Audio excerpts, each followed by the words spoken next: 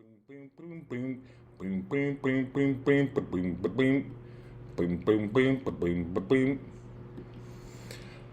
Hello, everybody. How's it going? Hello, hello, hello. Is this thing on? Oh my god. Okay. How's it going? How is Sunday treating y'all today? Good, good, good. So we're gonna do some scrolling through some Authortube today.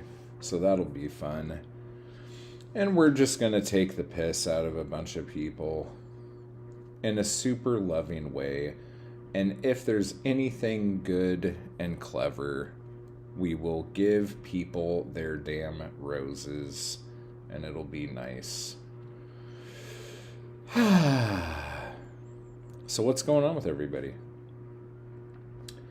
How is it where you are? Good. Oh, and I didn't have the thing set up. If you haven't yet, run over to mattwallart.com and pick up the new 2026 Anarchy Crew Anthology for the expensive price of free. And you can see it's mostly poetry. There's an essay in there too. It's a lot of fun. And if you want to join the crew, do it down below. Click the join button. There's all sorts of tiers. Even one as low as a doll hair. For those of you cheap ass fuckers. All sorts of fun stuff for you. What is it? What is it? Like, comment, share, subscribe. And if you don't, I don't care. I think that's how it goes. Yay. Yeah. Some good CTA action up in here today. But yeah, so other than that, what's going on? This week I'm going to be, and I might do it on the Monday member stream for all tiers, but I'm going to start doing the final formatting for Seasons of the Muse, and that's going to be kind of the heavy thing we do throughout this week. Formatting that, and then once that's done, submitting it for print, and then also formatting the chapbook of all the extra poems that didn't make the cut, but are still worth reading and still worth doing stuff. And that chapbook is exclusive to people who supported the Seasons of the Muse campaign. So I'm trying to remember how many of those there are going to be. It's going to be a very small run. I want to say 11 copies of that are going to be made. And then I keep going back and forth with this idea of doing a couple chapbooks that only have like one copy and are like handwritten and the whole thing. So I'm toying with that idea. I'm Latoya and Jacksoning that idea. So that'll be kind of fun. And then the only other thing I'm doing over the next week is revamping my website. And a lot of the artworks that are older and not kind of what I'm working on now are going to be taken down. And I don't know how I'm going to do that. Because, like, the idea is if the stuff you have on your site isn't doesn't have the same vibe as what you're working on now, that shouldn't be something that you're putting out into the world through your website, because your website not only is your store where you sell your stuff, but it's also where people can find you and kind of see what you're about and what your direction is at the moment. So I think how the rest of that's going to go with the older stuff is that I might have like one thing at a time up there in a different section of the website. And then once that thing goes, I'll put a new thing like that up. I don't know, something like that. I'm kind of playing it by ear a little bit. But that's the main idea. So basically, the black sand paintings and what I'm working on now are going to be like what the site is going to be like featuring, if that makes any sense. And then trying to make a clean site based off of that. And then just doing things like updating my CV, updating my press links on there, just little shit like that. So if that's something you guys are interested in, let me know. And I might do some members streams where I'm updating my website. And if any of you guys have questions about things while I'm doing it for your own website, that would be an awesome time to come in and chat about that. So Seasons of the Muse this week, we're going to knock it out, guys. We're going to knock it out. That is the main plan.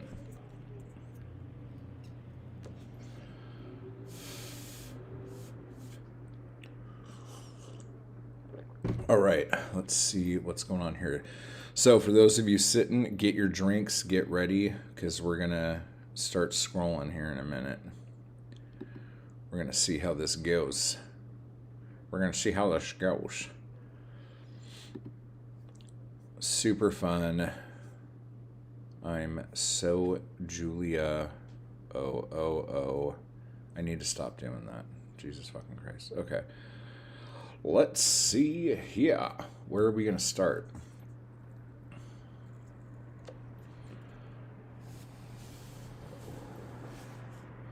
Let me make sure this is looking good. It is looking good. Okay, trying to solve my own mystery plot. Now, the last couple times we've been doing this, we've been doing it with poetry tube stuff. We're moving to Authortube now for those of the novel writers in the room. And then maybe next week we'll do artist problems. Because for the most part, those are pretty fucking funny. I get a kick out of them. So yeah, let's hit this. At least I'm not singing that goddamn boom, boom, boom song. So you gotta find things to be grateful for, guys. Okay, let's start this. Wait, nope, that's not it. Yeah, here we go. Okay, let's see what Creative with Myrrh is doing. It had a base plate of prefamulated amulite surmounted by a malleable logarithmic casing in such a way that the two spurving bearings were in a direct line with a panometric fan. The lineup consisted simply of 6 hydrocoptic Marsal vanes. The original machine had a base plate of... so boring. But I understand. If it's that hard to write a mystery plot or trying to solve your own mystery plot, maybe you should just like find a different genre to write in, because that seemed a lot. Usually when I've done stuff like that, whether it was Black Star or the Dead Dame books or even like the Gavel, I usually worked backwards. And I'm sure a lot of people do that. Probably most people do that. Like you come up with kind of like an amazing twist, and then you kind of go from there. The ones that I have started where I had a cool opening and didn't know where it was going to go, those ones just sit. So, unless you're like, I don't want to say autistic, but like super into trying to figure things out like that and doing tons of research to try to make your idea come together, don't do this. It's way too hard. Look at the look on her face. She's having a very hard time right there. You know, like, be kind to yourself. Like, write something that's fun. If you're not having fun writing it, like, do anything other than that. This Twitter spat, and it wasn't even a spat, I just full on got yelled at, was I put in some comment that self-published authors should be reading bestsellers from their genre, recent bestsellers, what's selling hot right now, what's been selling in the last 2 years in your genre. And a big name author, and I'm not going to say who he is because I don't hate this man, he was just really mean to me, and so were his readers, retweeted me and was like, folks, don't do this. Read everything. Read across genres. And I think he was so upset because, you know, it was a part of an existing conversation. He thought that I was talking to readers when really I thought I was talking exclusively to indie pub authors. So that was fun. My mentions were just a dumpster fire for, I think, a full 3 days. So thanks, Larry. Won't say the last name. I kind of forgive you. His books are so good, I have to forgive him, but, you know, dick move. Dick move, Larry. This Twitter spat, and it wasn't even a... Okay, so got yelled at by a big author named Larry. I have no idea who she's talking about. Nonsense-free Kristen, I guess is who this is. Now, check this out. If you are writing to market, if your whole thing is you are writing books and churning them out just so you could sell a bunch of books and you don't really care as much about your artistic freedom in what you're doing, then yes, read whatever the best-selling books in your genre are all the time. But if you do that and you start writing like the best-selling books in your genre at that moment, you are going to lose your voice and lose your identity. The problem with this is that the same types of books in any given genre aren't always the top-selling books. So once a new trend comes up and you're just now getting your books out from the last trend you followed, you're always going to be on the tail end of everything. So for some people, if you could write really fast and you can crank out a book every 3 weeks, then yeah, this is fine, but you will obviously experience some kind of burnout from that. But if you are never the innovator, you're always going to be a follower. And depending on how quick you are, you being a follower is just going to have diminishing returns as you go if you're just chasing bestseller trends and stuff like that. So just throwing that out there for you guys. I would say stick to you and what makes you want to do stuff. Because if you don't do that, you're going to end up getting bored and hating it. So How to write a short story. First, you need an idea. How do you get an idea? For me, the best ideas come from asking interesting questions. What would happen if a woman fell in love with a stone? If someone spontaneously turned invisible while they were buying a bottle of tequila? If a man removed his own skin? This is natural realism, so don't worry, it doesn't hurt him. To prove the depth of his love. These are all real questions I asked that led to real ideas and real stories that then eventually got published. Except the tequila one, I'm still writing that. So find an interesting question and then sit down to write the answer. That's your story. Stories are short, usually between 1,000 and 7,000 words, so you can afford to be fairy-led in the drafting of it. What I mean when I say fairy-led is you don't need to know where it's going. Let it show you the way. Write it for as long as it takes to sufficiently answer your question. The first draft may not make sense, but that's what subsequent drafts are for. And let me know if you would like me to provide a list of interesting questions to inspire your next short story. How to write a short story. First, you...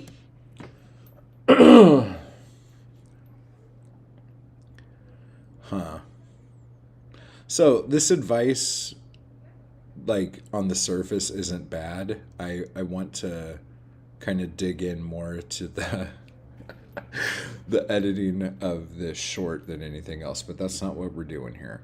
But yeah, I mean,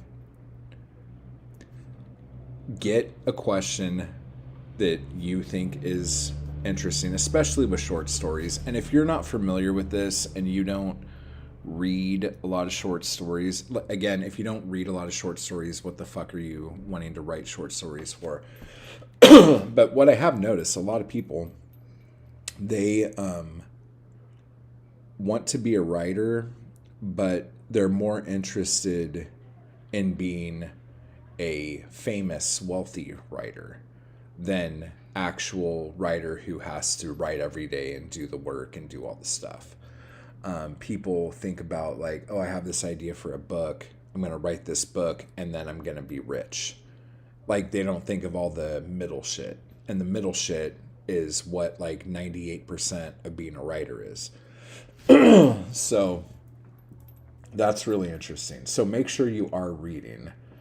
But yeah, and if you aren't familiar with reading or your eyes are getting tired or you can't find something you like, as stupid as this is, just watch old Twilight Zone episodes or watch Outer Limits or watch Black Mirror or anything that's like that, because all those shows are, or even like those old Alfred Hitchcock Presents, you know, I mean, all of those stories are just based on short stories. All those little episodes are based on short stories. So find some like episodes of that stuff you like. And again, this is all like kind of sci-fi, kind of horror, like Tales from the Dark Side, Tales from the Crypt kind of shit. But whatever your genre is that you want to like dig into, that's a really easy way to find things that you want to write about. Or at least find writers that you want to start digging into and following more. Once you do that, and I think this is something that's really cool to do with every genre of anything, especially if you like watching TV and you like watching movies more than you like reading books. Which again, why are you a writer? But we're not going to get into that right now. But if you, when you're watching something, if you ever think to yourself, like while it's going, you try to come up with what you think the ending's going to be. And if once you finish it, the ending isn't that, if your ending idea was better than the one you just watched, write that. Go do that. Because usually that also puts a little bee in your bonnet and makes you want to like go all hardcore on that shit at that moment. You know what I'm saying? So anyway, so not horrible advice from A Space to Write.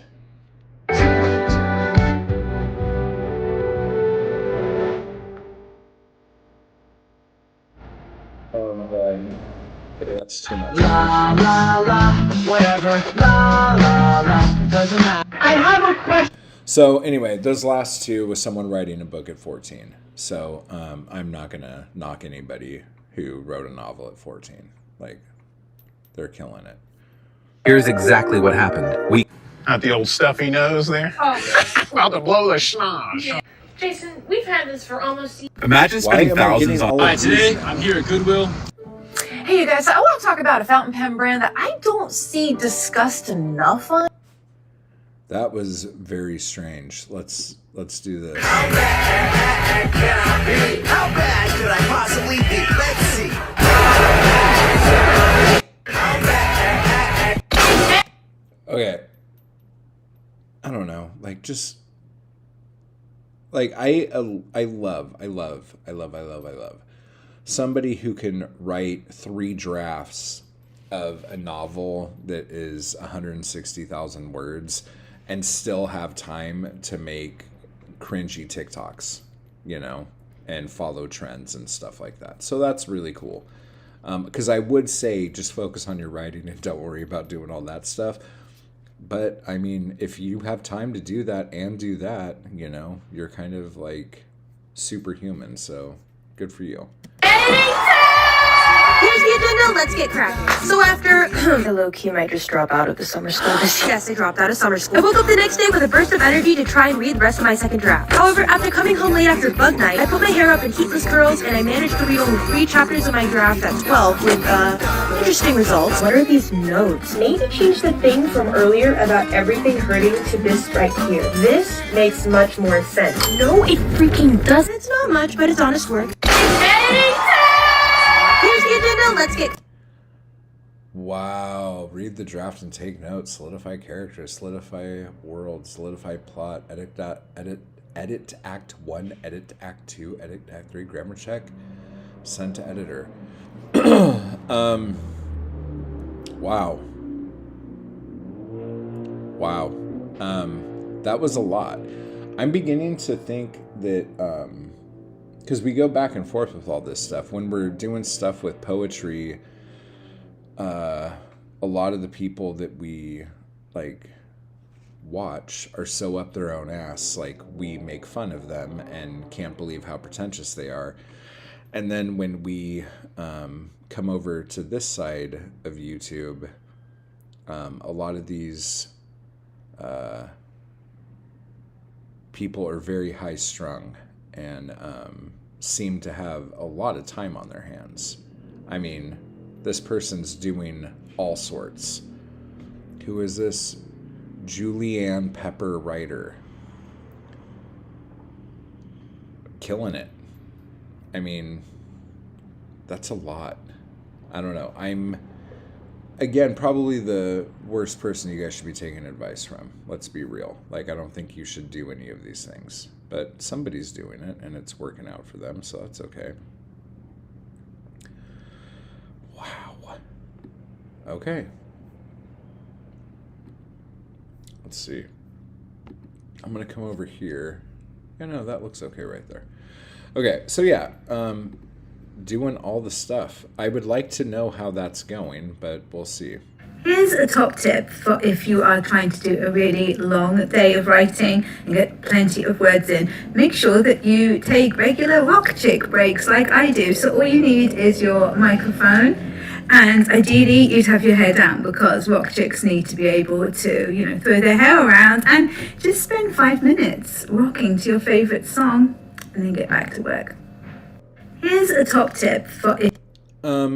That's cute. Like, yeah, if you're gonna be like doing a hard, heavy day, you need to take breaks every once in a while. And because what I've noticed when I've done like really intense days that are like over 6,000 word days, if I just sit there and go the whole time and I'm like, I can't stop, I gotta keep going. Everything after probably, definitely after 6,000, but after 8,000 starts to really get, he did this, he did that, he did this, he did that. And it becomes more of a outline that you're going to have to go back and add stuff to and do stuff to. So taking little breaks, I would say and this is how I would do it. So, like, however you guys do it varies.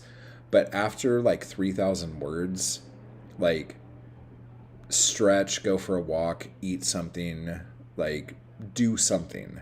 Do something. Because if you're just sitting there, like, at the thing, you're going like this, your back is going to be a mess. I don't care how old you are. If you sit there and write 14,000 words in one day and you're not really getting up and moving, you are going to be sore as shit, and your brain is going to be like wet paper towels. It's not going to be fun.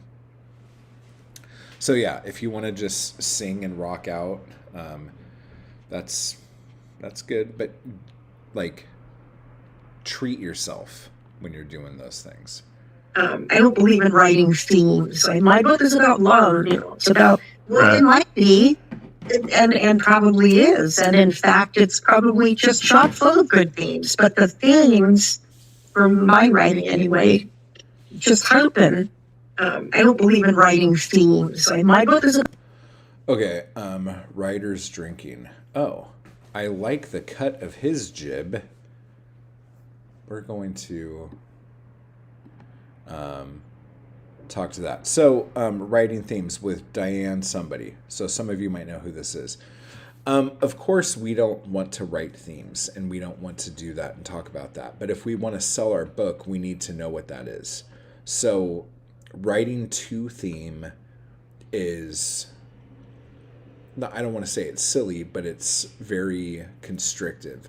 But when you're done with your book, if you don't know what the theme is and you don't know what the themes are, not only are you going to have a hard time selling that book to publishers, but you're going to have a hard time talking about that book in interviews and on podcasts. And if you self-publish, you're going to have a very hard time getting that book into the right keyword sections on Amazon, because you need to be able to know what your themes are when you are trying to sell your book. Whether it is selling it to an agent, selling it to a publisher, selling it to a magazine, if you're just like submitting shorter pieces, or just putting it up on Amazon. So I think this is something that a lot of people have a hard time with. Typically, writers who started writing pre-Kindle Gold Rush have a hard time. Like, I don't want to write themes. I just want to write my novel, blah, blah, blah, blah, blah, whatever. People who wrote after the Amazon Gold Rush or learned how to write after the Amazon Gold Rush get too focused on, I need to make sure my book's theme is sellable in this market and blah, blah, blah, blah, blah. So there has to be a happy medium there. But usually writers who say they don't write to theme, or they don't care about the theme of their book, they have a marketing team who does that for them, which is amazing. So if you are in a situation where you can hire a firm to do that stuff for you, then you are golden, and you could just sit back and write whatever fucking book you want and not give a shit about what your fucking theme is. But have them tell you what your theme is, so when you go on interviews and get asked questions about what's the theme of your book, you don't say, I don't write about themes, I don't know what my themes are, and all this other shit. You need to know what your book's about. The theme is love, but it's about other things too. That's so good.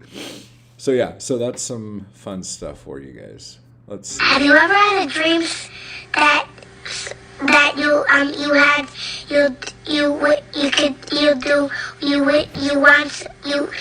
you ever had a dream that have you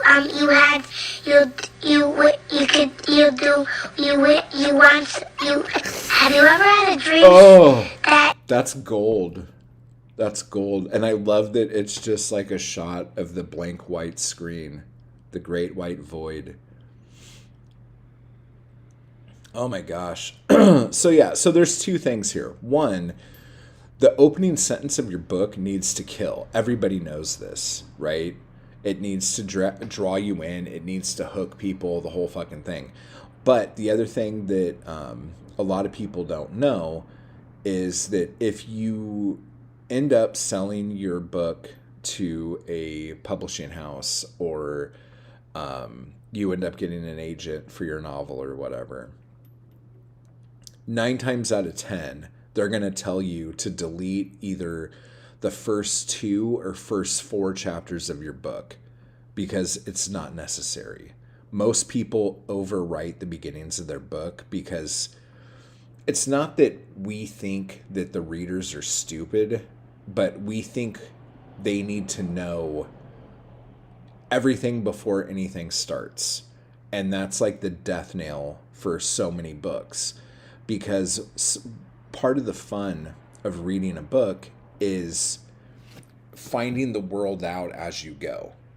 And a lot of people go really hard into they need to know everything. They need to know whether it's like what the weather's been like the last 3 months to how currency works. Like you could explain how that stuff happens as it's happening. You don't need to go really hard right at the beginning of the book. And so many people, especially people I've worked with on here, really overdo their first probably 4 or 5 chapters and can't get past that part of the book. They're like going hard, like rewriting and rewriting and rewriting and rewriting. And the rule, guys, I say this all the time, the rule, if you are writing a novel, do not go back and do shit until you finish a draft of the novel. If you have, like, if you've been writing for months and you only have like 1 or 2 chapters that you've been rewriting over and over again, you don't have a book. You are being indecisive and you can't make any decisions. All you need to do is write that first draft, because once you write that first draft, the fire that gets lit under your ass is crazy. You are filled with such just, like you feel like you could take over the world. But when you're in that pit of despair of constantly rewriting the first couple chapters of what you're working on, you're never going to finish that book. So do not go back until you finish a draft. If you have an idea for something, I should do this, get a notepad out, either on your computer or like physical notepad, and just write, go back to this, and be clear. Like, unlike that girl who was writing her notes and she's like, what the fuck does that mean? You have to be clear as to what your notes are. But please, for the love of God, do not stop writing your book and go back, finish that draft, and then you can go back and do all this tinker toy shit. Because if you give this book to a publisher, they're gonna nix a bunch of your chapters anyway. So quit thinking so hard about that. But that first line, the first line should be something that comes to you and keeps you up at night until you write it down. Most people who have the epiphany of an opening line, like, they remember where they were when they had it, no matter how long ago it was. And they're just like, I need to get to something and write this down. This is the line. So you will end up having that moment. And some of you are lucky enough to start books that way, you know. I've done it, like you've done it probably. But a lot of times that first line just comes up. I want to watch this again. This is hysterical. That you have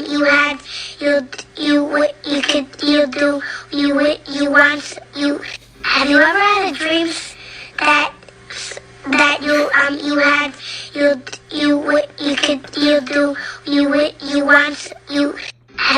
This simple story structure is the secret behind countless myths, beloved fantasy novels, blockbuster movies, and more. It's the plot structure known as Voyage and Return, and it's outlined in detail in the book The 7 Basic Plots. If you want a quick recap of the main plot points of a Voyage and Return story, check out my previous video, because today I'm sharing 4 creative writing prompts inspired by this plot structure to help you bust writer's block and spark new ideas. You don't actually need to know the ins and outs of a Voyage and Return story in order to get the most out of these prompts. But yeah, if you want to, you know where to go. Otherwise, you can simply use them to just let your imagination flow. So when you're ready, choose one of these prompts, start writing, and just see where it takes you. Prompt 1. Write a story where your protagonist is somehow transported to an alternate timeline where their life is completely different. Okay, if you guys can't figure this out, it's going somewhere and coming back.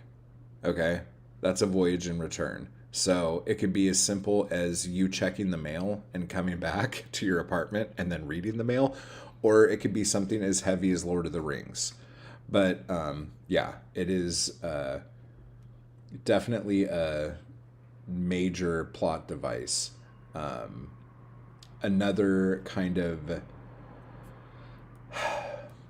way people look at those is a road movie or something like that, a road story where the characters just go somewhere and they just go where the road takes them. Probably the most famous of these was Wizard of Oz, like, kind of thing. But with the yellow brick road.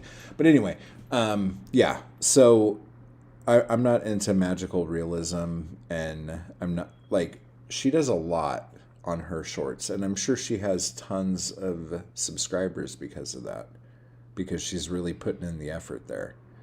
How do you guys feel about people holding the little tiny fuzzy mics to show how like legit they are as a somebody who's in front of a camera? It is very distracting for me when people hold the little mic thing. And these mics, these are lavalier mics, okay? So the whole idea of their creation is to be hidden in your clothes, like clipped on you. So I don't know. It's kind of like someone getting a Peloton and using it for a rack for their clothes or something like that, right? Thank you.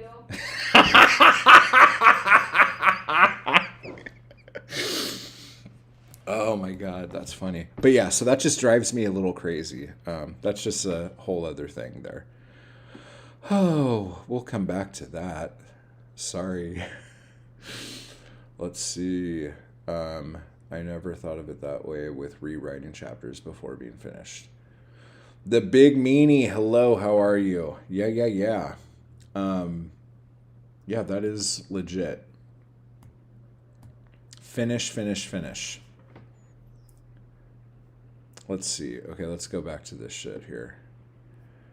And I'm not talking shit on this person. Like, I guess I am a little bit. I can't. Like, holding that thing is just, like, all I'm looking at is that. She could put all the little sparkle wishes in her videos as she wants, but I'm just constantly looking at her holding a lav. Okay, moving right along. Takis has intense flavors, but not all are spicy. Takis.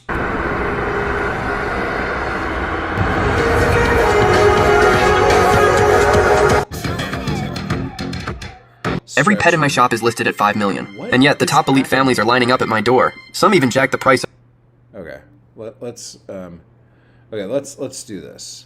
So to sort of like explain what a scene is, it's when your character describes what they're doing as it's essentially occurring in the book. So narrative summary, on the other hand, it's when your narrator summarizes events or feelings instead of immersing you into a scene. Think of a scene as a scene in a movie, and narrative summary as like the voiceover in a movie. Balanced quality writing will actually incorporate both. So a lot of new writers will actually write exclusively in narrative summary and not even realize it. Narrative summary kind of mimics how we tell stories, like orally. I'm talking to my mom. Yeah, so I went to the store and then I said hello to a friend that I saw at the store, and then I went and I bought some green tea. I'm not actually doing those things when I'm recounting the story to my mom. I'm summarizing it. Scene is going to follow a character. So for example, me in the grocery store, I would describe. I walked to the tea aisle. My head pounded. I had been struggling with a migraine all morning. I reached up to the shelf and I grabbed my favorite box of Chinese green tea.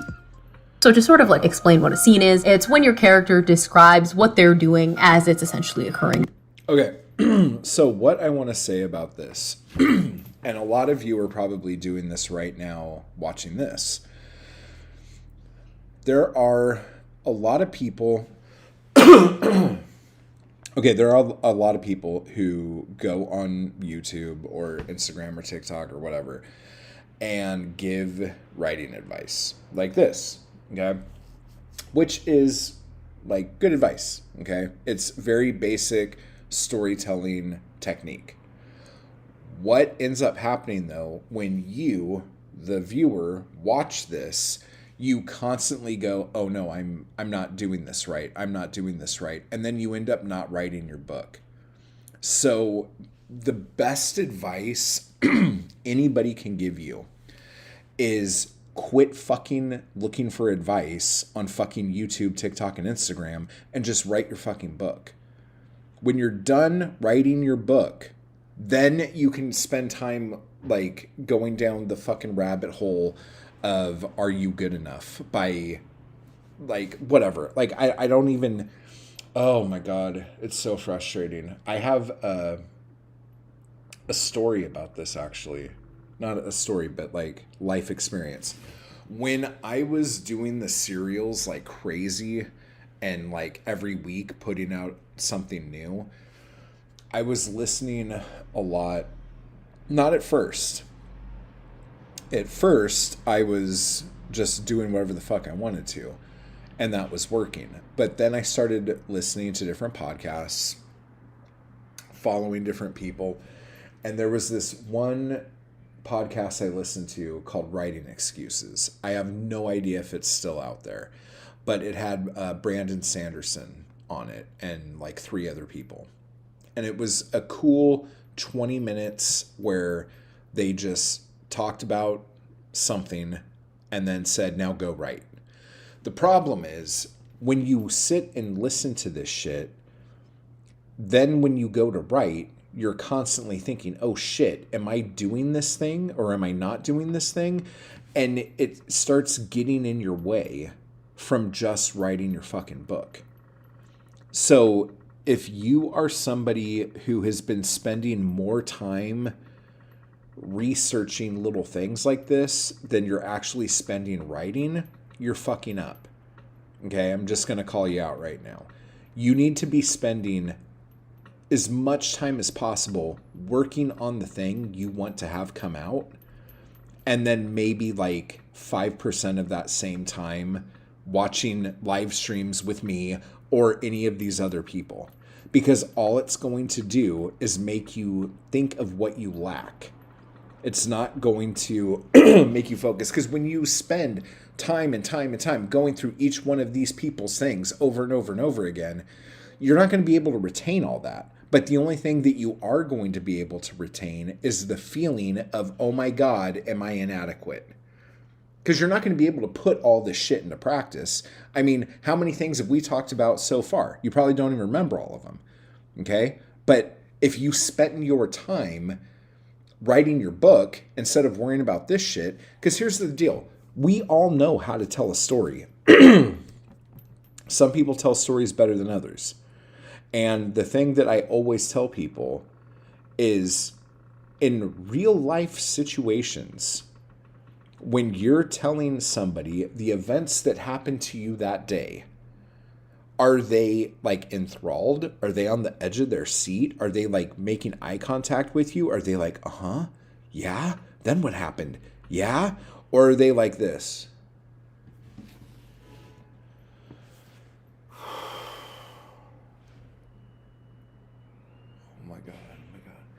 If the people you were talking to when you're telling people the events of your day are not interested at all, they're either really bad friends or you suck balls at telling stories.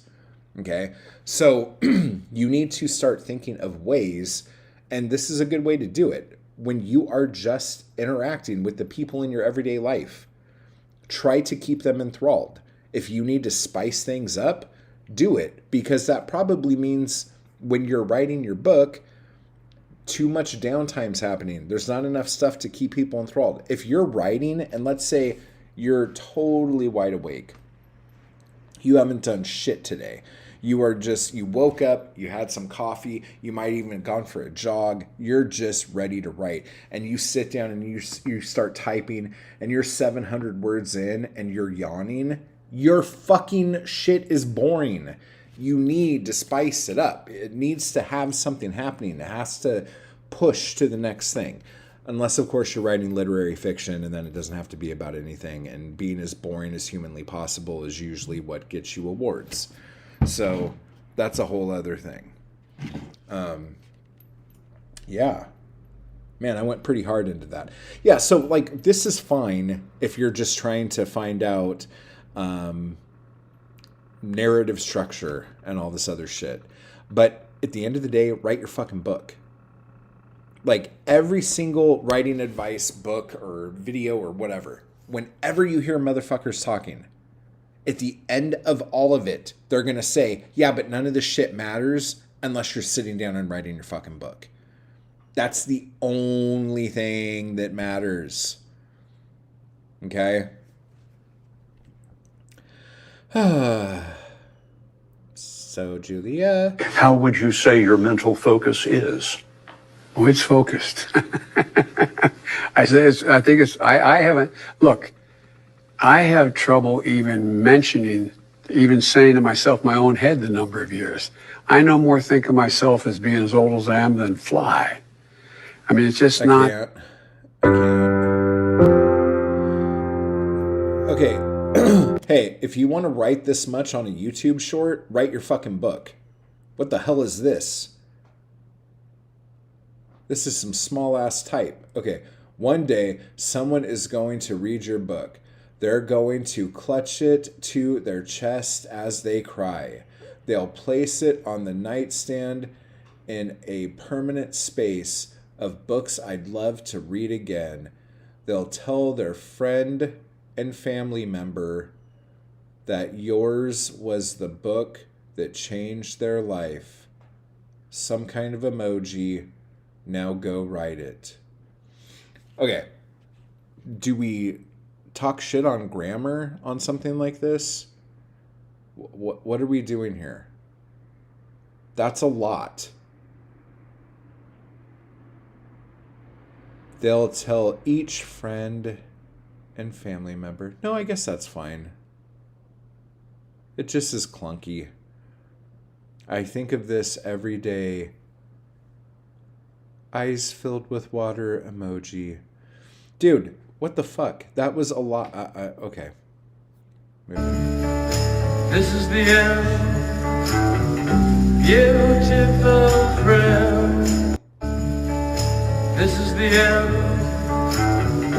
Beautiful friend. It's hard to believe I'm walking through the ruins of the first ever city, because I'm not. That's in Iraq. It's hard to believe I'm walking through the ruins of the first ever city, because I'm not. That's in Iraq. It's hard to believe I'm walking through the ruins of the first ever city. This week has been another reminder that a lot of adults are never going to give up Harry Potter. They will insist until the cows come home that their comfort and nostalgia is more important than someone else's safety. Normally I would want to talk about that, but I don't. I want to talk about this girl right here. When my book, Verity Vox and the Curse of Foxfire, came out last August, one of the... This is everything we've learned as humans, and it is stunning. There's a page that shows you how they made maps from shadows. And then there's another page that shows you how... Here are the top 10 foods with the most fiber per serving. Okay, so I'm getting tagged in this, but I haven't watched it because I want to try and guess what they are. Coming to the number 10 spot with around 5 to 6 grams of fiber. Okay, it's probably a fruit that's a little bit more than an apple has, so maybe pear. Oh my god. Okay, let me see.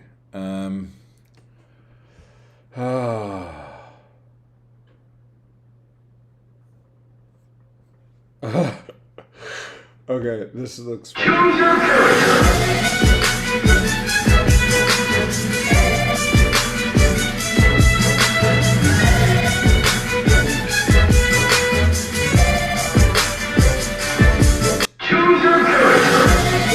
Hey authors, what's something in your writing that you want to get better at? That was two funny Hey authors, videos. what's something in your writing that you want to get better at? Making TikToks. Having the time to actually do it instead of marketing all day long. Hey authors, what's something in your writing that you want to get better at? That was good. Spending more time writing instead of marketing all day long. If Devin J. Parker actually does marketing all day long, he's probably killing it. So good job, Devin. But yeah, that's one of those things. Having what writing a book looks like. No. Okay, this is the third Mer short we've looked at. And she's doing a lot on these. And it doesn't really seem like she's writing a book, but she said she wrote 160,000 words. Oh. Billie Eilish. That's fun. Okay. It should have been me, not him! It's not fair! It should have been me!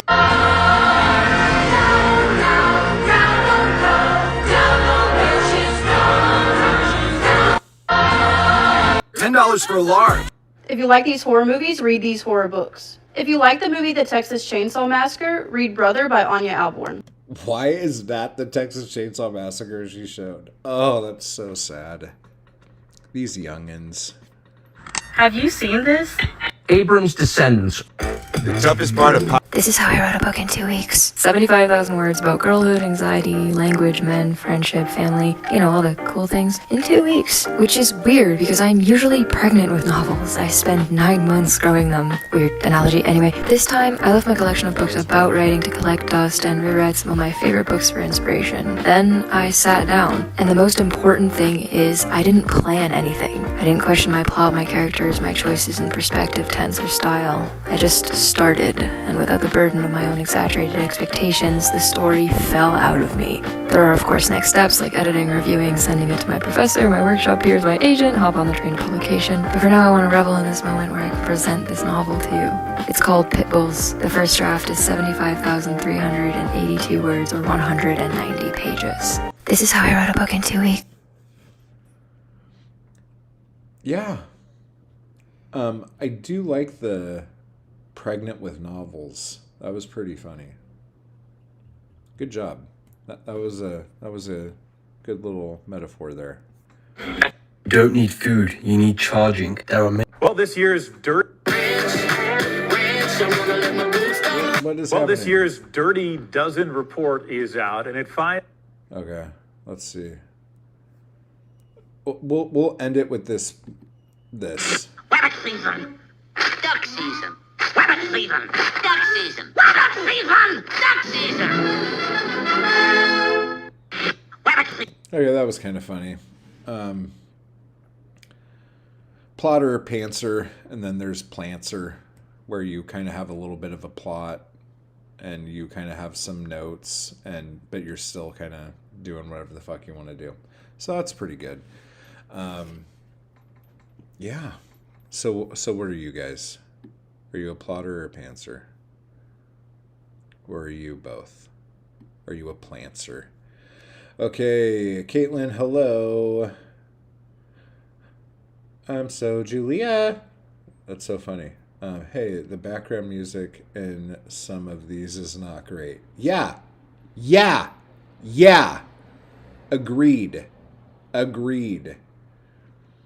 What are you hoping to find when scrolling? I'm not hoping to find anything. I'm just trying to find stuff because if we're chasing trends here, and these are the things that people are talking about on here, why is it doing that? That's really weird. We're gonna do something real quick. Hang on. That was weird. I don't know why it was stuck on that screen. Pantser, which I was a plotter. Wish. Oh, I get you. Yeah. Yeah, I don't know why it's stuck on that screen. I wonder what happened with that. But anyway. Yeah, I'm not trying to find anything in particular. I'm trying to talk to you guys about the stuff that you guys might be finding when you are looking for like writing advice and stuff like that, and then talking about it. So it's almost like answering questions that no one's asking me, but that you guys might be asking YouTube. I guess that's a good way to look at it. Yeah, we'll go with that. But yeah, the music on a lot of these is really bad.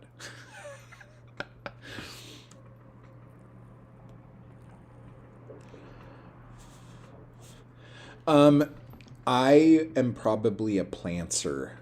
Like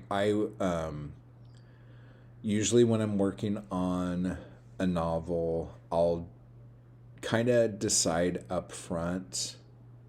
Like if the idea I have has a lot going on and I keep getting more ideas for it and I'm writing all this stuff down, I'm going to decide how long I want my chapters to be. And if it's more like boom, boom, boom, like the chapters will be around 1,000 to 1,500 words a chapter. If it seems more involved, they'll be like around 3,000 plus. I like to try to keep my chapters around the same length, because I noticed for me when I'm reading a book, if I'm trying to like work that book into my life, like I'll read a chapter and go, oh, that took me X amount of time, so I know I could read maybe 2 more chapters before I go to bed. Or I could read a chapter while I'm at, I don't know, like sitting in the waiting room at a doctor's office or something like that. Like you start putting things like that in your head. If your chapters are like, this chapter's 500 words, this chapter's 3,000 words, it's frustrating and annoying. So that's just a me problem. But so I'll decide how long I want my chapters to be, or how many words I think I need for each chapter, and then I'll go into my Scrivener, and then each page that I make will be a chapter, and I'll write like what that chapter is, and then on that page I'll do like a brief little bullet point outline list of what needs to be in that chapter. And then once that's done and I have all those chapter pages ready to go, then I'll just like pants the book, if that makes sense. I don't do like the like paragraph outline of a book. If I do that, I'm not going to want to write the book anymore. It's not fun for me anymore. I want motivation to write, not just think about writing. That's what I look for. Well, there you go. Motivation to write. Okay, what do you want out of writing your book? Are you writing your book to get it done? Are you writing your book for your legacy? Are you writing a book to make money? What is your desire in wanting to write a book? Do you write because you have to, like you feel like it's like burning to get out of you? Or is it just something to do in your spare time? Like what is your motivation to want to write a book in the first place?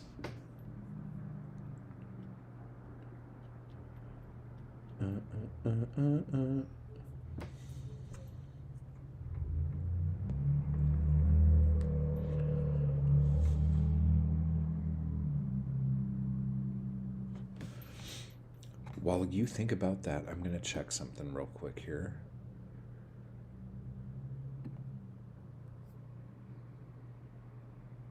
Yeah, that's really weird.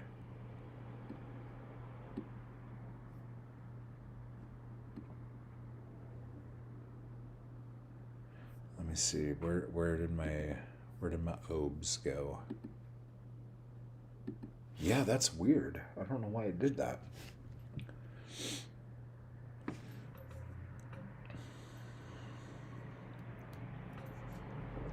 I think most people who make content for TikTok or YouTube or Instagram or whatever like that for writers, make content about writing, not about the motivation to write.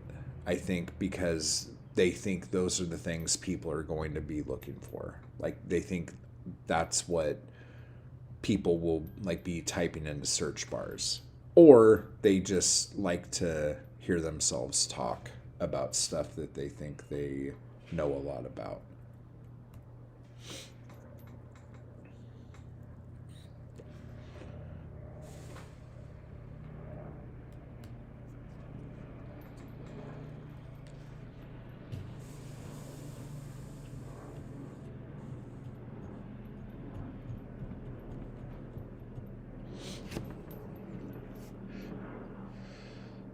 It's stuck in my brain. I want it out so I can't see my brain in writing. I want it out so I can't see my brain in writing. Okay. So I can. Okay. So that sounds more like that should be a motivation in and of itself. You needing to get that out, because it's almost like, what's that Thomas Ligotti story? Purity, I think is what it's called. Maybe this analogy will work. In that story,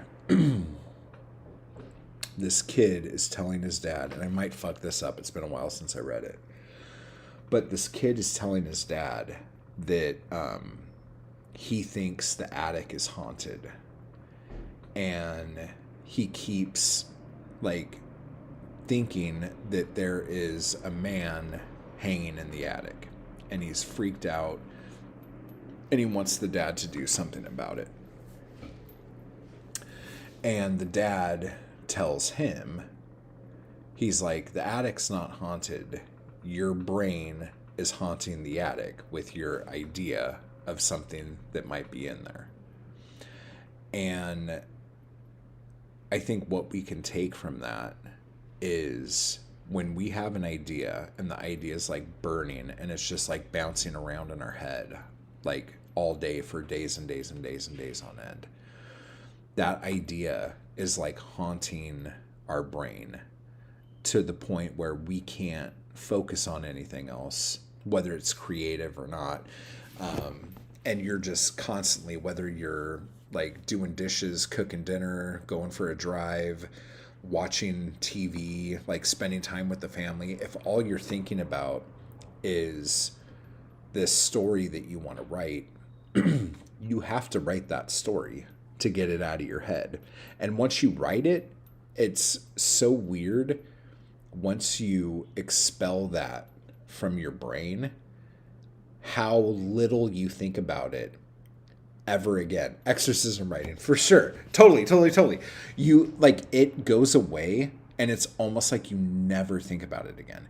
When Creeperson was doing a lot, and I was writing a lot of music for Creeperson, I would get like a hook in my head or an intro or a chorus or something like that, and I wouldn't be able to do anything. I would just be singing 2 lines over and over and over again all day long. And I remember I was driving. I had like a 12-hour drive, and in that drive is when I wrote Dead Girl, and I couldn't do anything other than hear that. And it was just like the most agonizing thing in the world. And so as soon as I was able to get into the studio, that was the first thing I laid down. Like I needed that out. And now I can barely remember how it goes. But like stories too, like when I would get like an idea for something in Black Star, the thing that was great about Black Star is that I was writing it so quickly and the schedule was so severe that like I wouldn't be super haunted by those ideas for very long. But I would be until I got them out.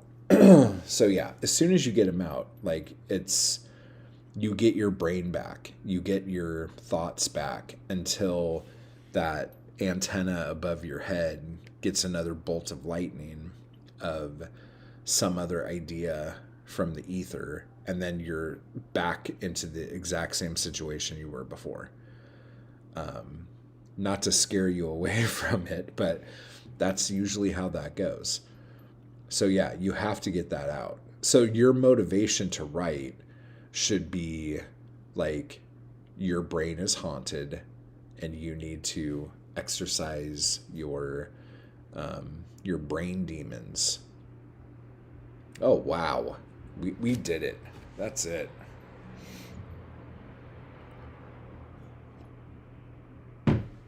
I would ask too, how do you work with deadlines, like self-imposed deadlines? Is that something that works well for you, or is that something that freaks you out? Some people, as soon as you give them a deadline, they just stop writing altogether, and they don't work on shit after that.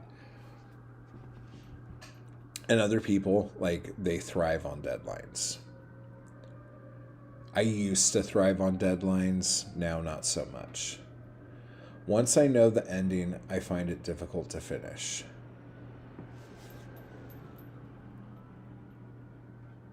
I could see that as a pantser.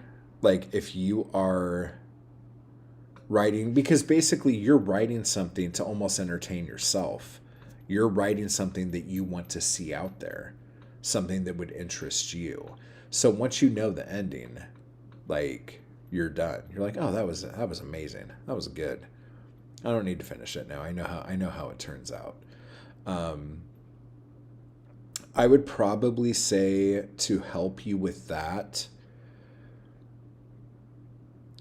do not come up with the like falling action. Okay? Like, if you know how the end is going to go, don't think at all about the Return of the King moment. You know, the end of Lord of the Rings that lasts fucking forever. But know that you have to write, like, a good 3 chapters at the end that maybe you'll throw out. Okay? But just know that once you know the end, you still have to resolve everything. Like, more so than you think you're already going to. And just do not let yourself think about that or worry about that until you actually get the ending of the book done. And then spend another day or two just writing this, like, what happens next. Like, oh man, isn't that fun? With Black Star, I kind of did that, but that was more because I was so excited to write the next book. So a lot of times I would write maybe the next, like, 4 or 5 chapters after I was done, after I, like, hit the end on that book. I would immediately go and start working on the, like, opening of the next one. And that would sometimes take me into the whole thing. But maybe if you could trick yourself that you still have to write a bunch of stuff after you finish the end, or you end the book or whatever, that might put a little fire under your pants to get through that next bit. Whew. But yeah, so I don't know, that was pretty good. I think now I'm going to walk to the shop and get some food. Video title, Exorcise Your Brain Demons. Exorcise Your Brain Demons. I'll do it. I'll do it this week. Exorcise. That's how you say it, yeah. Yeah, we'll do that this week. That'll be fun. We'll have a exorcism of Caitlin Stryker. The exorcism of Caitlin Stryker's brain. Yeah, that sounds like a good title. All right, that's a good title for a short story collection. There you go. There's your prompt. That's a good idea because, yeah, I forget about the whole ceremony part where they get their medals, etc. Yeah, you know, write a romance story where you end up knowing the ending and they live happily ever after, and then somebody walks in with medals and there's a ceremony and people come out and they put medals around their neck. Write that. I'm joking. I know what you mean. I'll throw a short story into that. Yeah. Yeah, that resolution. I'm one of those people that likes to end my stories with the big reveal. You know, the big whoa, and just end it like that. like like an old Universal monster movie. Like the castle blows up and the guy has his arm around the girl, and then it says the end, roll credits, the whole thing. I don't like the lingering bit, but if the lingering bit is the thing that'll keep you to finish your book so you know you could do that, then definitely do that. All right, so I'm going to run to the shop, guys. Good job. And if you're watching this in the future, let us know what you like to do and what your problems are, and we will exorcise those problems as well. Okay? So Monday stream, again, join down below for only $1 to get Member Monday live streams. And yeah, and I'm also doing a poem a day for Anarchy Crew and Hire. So if you are interested in that, jump in on that as well. So I will talk to you guys later.